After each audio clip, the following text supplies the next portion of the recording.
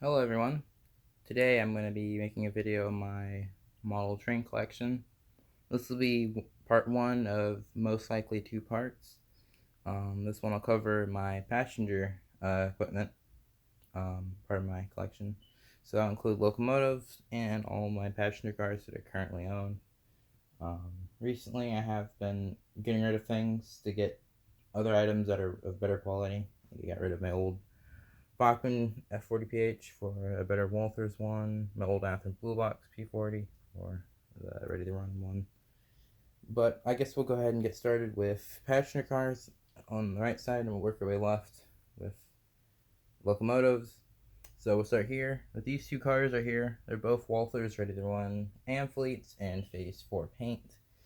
These two cars aren't that bad at all.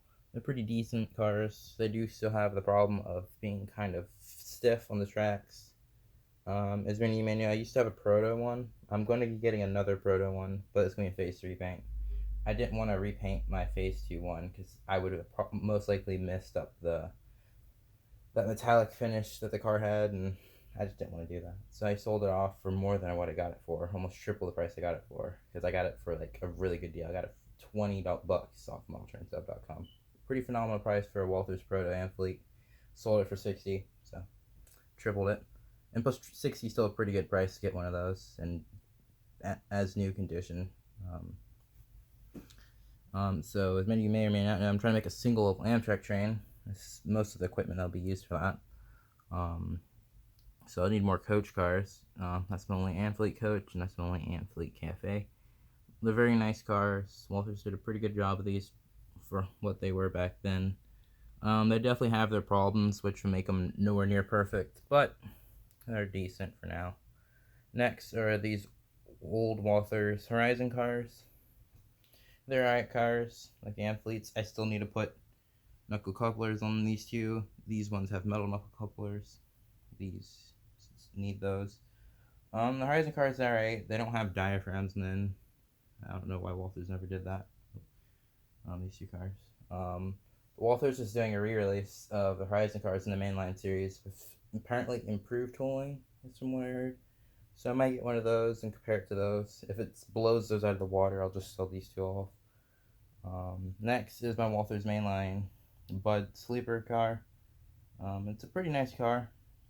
It's a lot like the older Bud cars. It runs fine. It's good, decent underbody detail, about standard. But the couplers attached to the trucks. That's what makes the mainline ones really different than the other series ones.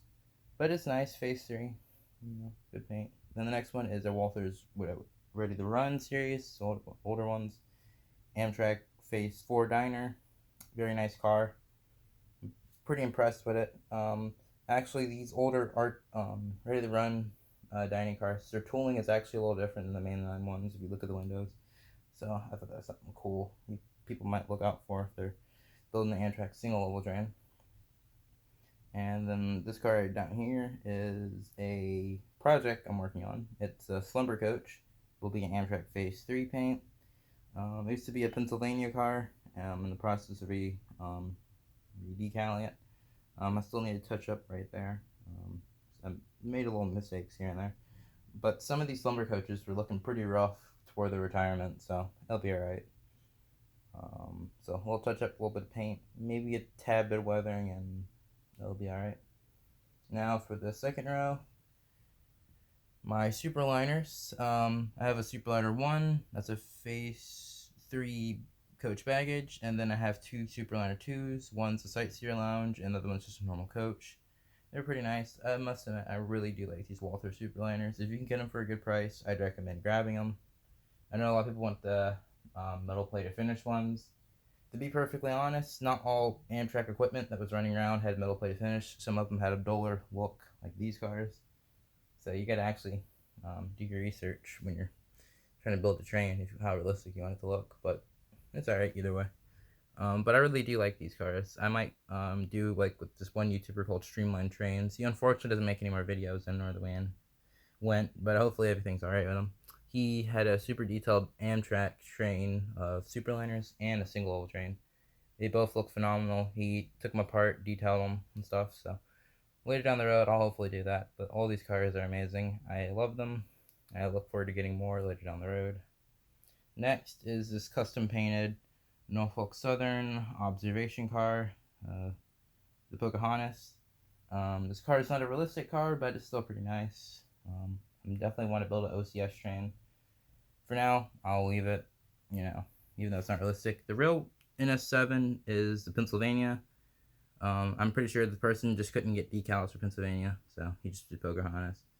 And the real observation car is quite a bit different than this one, but still, it's a nice fill-in. If I'm correct, it's like a what is it called? Rivarossi.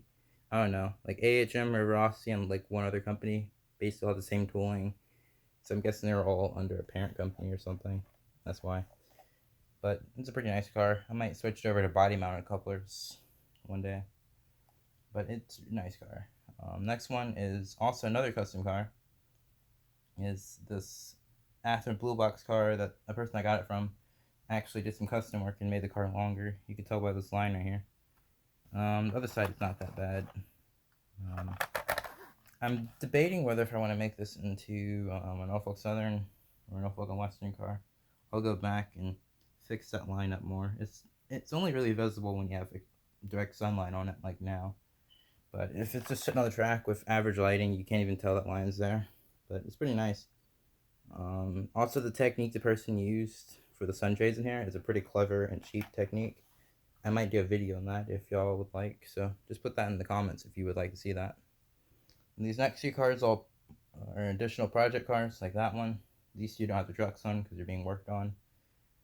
This will be an Amtrak Phase 3 car. It's not going to be anything prototypical. It's just going to be a fun car to have in a contest. Once I have my Amtrak train squared away and nice, I'll probably sell this one off, to be honest. But it'll be a nice car to have, just for the sake of having. This car here is, what are they called? Branch Line Trains, one of their kits. The Blueprint series cars. Atlas owns them now, so you can't really go out and buy anything from them. Well, they own their model train part of the company. I still think they make housing kits and so on. But it's a nice car. It's a project's coming along. One thing that kind of sucks, on the underframe, it's part for the trucks. The holes for them were never tapped, so I don't know what I'm going to do about that. I'm going to tap them myself, because the screws they tell you to use are not self-tapping screws, so I'm going to have to work that out. But, so right now, the project's kind of on hold. And this last one is another Athearn Blue Box one, like that one, but it's not customized. When I got it at the hobby shop, it was someone painted it like this. I don't know why. I'm debating what I want to do with this car. I think I might make it into some type of maintenance away car. It won't be a 100% prototypical one, but it'll be a nice fill-in, stand-in till later down the road when I make the proper one. Then I can sell that one off, because even if it's not prototypical, as long as it's in a rare Norfolk Southern paint scheme, it's going to sell very well. So I think I'll just do that. Be a fun little project. And then last but not least are my 4 passenger locomotives. We'll start from the bottom. It's probably the oldest one that I've owned, as far as how long I've owned it, is the Spockman F4, no, not F40PH, it's F7. As many may know, these locomotives have been renumbered and since retired, but it's pretty cool. When I was younger, I kind of did the custom thing in the back with it, because these units did have a lot of custom work done to them. They were basically like a GP38 on the inside, so I thought that would be cool to do. And it was a fun little project. It runs. I don't really run it much because you kind of need an OCS train. You never see them pulling anything else, so I guess I could run it with that car, but eh. Then there's this one. It's a Chevrolet. I think it's a Model Power F3. I think that's what it is. Yep, Model Power. I'm pretty sure it's F3. F3s always look kind of weird. It's a cool locomotive. I don't ever run it, but it's just something cool. It's a train set I got from my father years ago. So that's a pretty cool locomotive. Next one's a Walther F40PH. I love this locomotive. I still need to detail it. I kind of stopped halfway through it because tapping the holes for the grab irons was going a little slower than expected. And the drill bit I had for it broke, so proper size I'm supposed to use. So either I had to use one that's slightly too big or too small. So either I got to get a new drill bit for it or compromise with one of those other ones. But it's a lovely locomotive. It's awesome. I want to put DCC in it and get another one. I'm debating if I want to get one of these mainline ones that are coming out soon with the Horizon cars.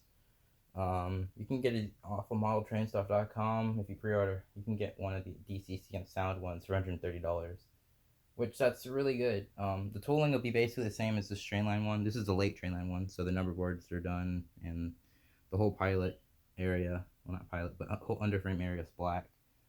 It's basically the same tooling, cosmetically speaking. Just has a new underframe, so better motor, better trucks. But the Trainline one's still really good. So hopefully they run together fine, even though they have two different drive systems. So I'm definitely interested in that because I definitely want a DCC and sound Amtrak locomotive, and I'll have all the grab lines on it for a motor. So I think 130 is a fair price for it, and that'll definitely help complete my Amtrak consist. Then my Athearn ready to roll, F40, and Amtrak's early Phase 5 paint scheme. I really like this paint scheme. Like, I want to overall want to model the earlier 2000s, so I found this to be kind of cool to have. When these are running around in this paint scheme, you still saw Phase 3 P40s and Phase 4 ones all together in the same consist, so I think that was a beautiful time to model Amtrak. Kind of like the Rainbow era, Phase Part 2, kind of, is when that was running around. It runs alright. Unfortunately, it's an earlier Athearn ready to roll, so it's not quick plug.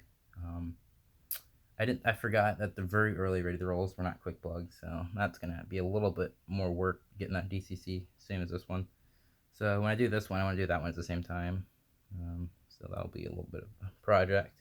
But that'll be it for part 1 of my model train collection. Next part I'll cover for freight cars and locomotives, so that one will be a pretty long one. I might split the second part up into 2 parts, so there might be a part 2 and 3, or just a part 2. So that'll be it for this part.